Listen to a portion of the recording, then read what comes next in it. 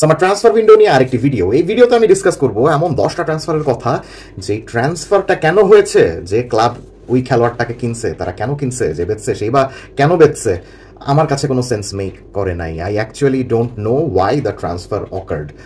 এই খেলোয়াড়টাকে ওই ক্লাব কেন কিনছে আমার কাছে কোনো সেন্স মেক করে নাই। এমন 10টা ট্রান্সফার নিয়ে আজকের এই ডিসকাশন, যেই ট্রান্সফারগুলো আমার কাছে কোনো সেন্স মেক করে নাই। নাম্বার 1, খুবই কন্ট্রোভার্সিয়াল, বাট আমি এটা দিয়ে স্টার্ট করতে চাই, ইজ জানলুইজি দন্নারুমা।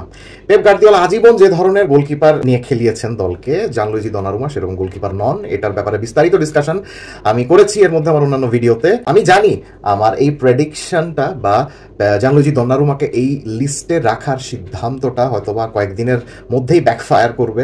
হয়তোবা পেপ গার্দিওলা আমাদের মতো সন্দেহবাদীদের দিকে থাপ্পড় দিয়ে বলবেন যে না, Gianluigi Donnarumma is actually well suited for Manchester City. আমি সেই দিনকারই অপেক্ষা করছি, কিন্তু তার আগ পর্যন্ত আমি বলবো this transfer doesn't make any sense to me. Number 2, Ben Chilwell.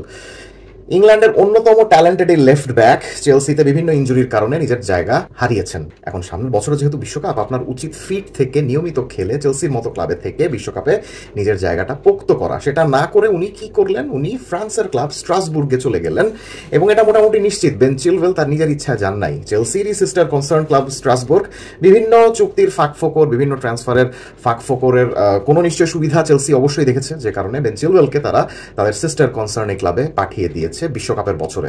এতে আর যাই হোক না কেন, চিলওয়েলের বিশ্বকাপ স্বপ্নের যে খুব বেশি উপকার হবে জিনিসটা বলা যাচ্ছে না। নাম্বার 3, চেলসির আরেকটা ট্রান্সফার ফাকুন্দো বুনোনাত্তে। লেস্টার সিটির এই আর্জেন্টাইন মিডফিল্ডার প্রতিভাবান ঠিক আছে, কিন্তু খুব ইনকনসিস্টেন্ট। এমন একজন মিডফিল্ডারকে চেলসির কেন দরকার আমি জানি না, বাট এই ট্রান্সফার উইন্ডোতে তারা এই মিডফিল্ডারকে কিনেছে।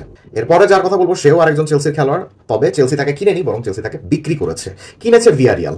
রেনাতো ভেইগা, পর্তুগালের এই সেন্টার ব্যাককে ভিয়ারিয়াল এত টাকা দিয়ে কেন কিনছে আই হ্যাভ নো আইডিয়া, যেখানে ভিয়ারিয়াল নিজে টাকা পয়সার সমস্যায় ভুগতেছে। রেনাতো ভেইগাকে কখনোই আমার সেরকম টপ ক্লাস সেন্টার ব্যাক বলে মনে হয় নাই যে তাকে নিয়ে এই লেভেলের টানাটানি করতে হবে। সো আমার কাছে এই ট্রান্সফারটা কোনো সেন্স মেক করে না। এরপরে ট্রান্সফার ম্যানচেস্টার সিটির ব্রাজিলিয়ান ডিফেন্ডার ভিতর রেইসকে নিয়ে। ম্যানচেস্টার সিটির ডিফেন্সের অবস্থা যে খুব ভালো সেটা কিন্তু আমরা বলতে পারবো না। এই ভঙ্গুর অবস্থাতেই পেপ গার্দিওলা তার টিমের অন্যতম ট্যালেন্টেড এই ব্রাজিলিয়ান সেন্টার ব্যাককে ধারে পাঠিয়ে দিয়েছেন জিরোনাতে, যে জিরোনা তাদের সিস্টার কনসার্ন ক্লাব। ক্লাবের ডিফেন্সের এই অবস্থা দেখেও ভিতর রেইসকে কেন উনি পাঠিয়ে দিলেন এটার কোনো ব্যাখ্যা আমার কাছে নেই, তাই এই ট্রান্সফার আমার কাছে কোনো সেন্স মেক করে না। গত ট্রান্সফার উইন্ডো থেকে ইংলিশ গোলকিপার জেমস ট্র্যাফোর্ডের পেছনে ঘুরছে নিউক্যাসল ইউনাইটেড। শেষমেশ নিউক্যাসলে না গিয়ে জেমস ট্র্যাফোর্ড চলে গিয়েছেন ম্যানচেস্টার সিটিতে। আর নিউক্যাসল খালি হাতে আর কাউকে না পেয়ে আর্সেনালের সাবেক গোলকিপার অ্যারন র্যামসডেলকে ধারে নিয়ে এসেছে। যে অ্যারন র্যামসডেল কখনোই সেরকম ওয়ার্ল্ড ক্লাস লেভেলের গোলকিপার ছিলেন না। তাই আরেকটু ভালো স্কাউটিং না করে র্যামসডেলের দিকে কেন নিউক্যাসলের মতো একটা ক্লাব হাত বাড়ালো সেটা নিয়ে একটা সন্দেহ থেকেই যায়। এর পরের inclusion is about an Italian striker, Mateo Retegui. ইতালির অন্যতম মেইন স্ট্রাইকার। ইতালি যদি সামনের বছর বিশ্বকাপে সুযোগ পায় তাহলে হয়তো বা ইতালির মেইন স্ট্রাইকার হওয়ার যোগ্যতা তিনি রাখেন। কিন্তু এমন একটা ক্রুশাল মোমেন্টে তিনি কি সিদ্ধান্ত নিলেন? তিনি সিদ্ধান্ত নিলেন সৌদির ক্লাব আল কাদসিয়ায় চলে যাওয়ার, যেখানে তিনি চাইলেই AC Milan, inter Milan, Juventus বা ইংলিশ প্রিমিয়ার লিগের কোনো ক্লাব যেতে পারতেন অনায়াসে। সেটা না গিয়ে তিনি বাড়তি টাকায় বাড়তি বেতনে সৌদির ক্লাবে চলে গেলেন। ইউরোপ ছেড়ে চলে যাওয়ার অর্থ হলো কোচদের সুনজরের বাইরে চলে যাওয়া। ইটালি যেখানে ভালো স্ট্রাইকারের অভাবে ভুগছে, সেখানে মাতেও রেতেগির এই সিদ্ধান্তটা কোনো সেন্স মেক করে বলে আমার কাছে মনে হয় না, তাই আমি তাকে এই লিস্টে রেখেছি। French centre back Pierre Kalulu AC মিলানে খেলতেন, গত সিজনে জুভেন্টাসে ধারে ছিলেন। এবার জুভেন্টাস তার লোন পাকাপাকি করেছে। কেন করেছে আমি জানি না, তিনি এমন কোনো ভালো সেন্টার ব্যাক না যে তার লোন পাকাপাকি করতে হবে, কিন্তু তারা করেছে। আমার কাছে মনে হচ্ছে সামনের কয়েক বছরের মধ্যে আমরা দেখবো যে জুভেন্টাস এই খাতে খামাখা খরচ করেছে। ম্যানচেস্টার ইউনাইটেড থেকে ধারে অ্যাস্টন ভিলাতে নাম লিখিয়েছেন ইংলিশ উইঙ্গার জেডন স্যানচো। কেন নাম লিখিয়েছেন অ্যাস্টন ভিলাই, বা কেন তাকে কিনেছে, তাকে কোথায় খেলাবে আমি ঠিক বুঝতে পারতেছি না, যে কারণে আমি তাকে এই লিস্টে রেখেছি। লিস্টের last name is the Polish left wing back Nicolas জালেউস্কি।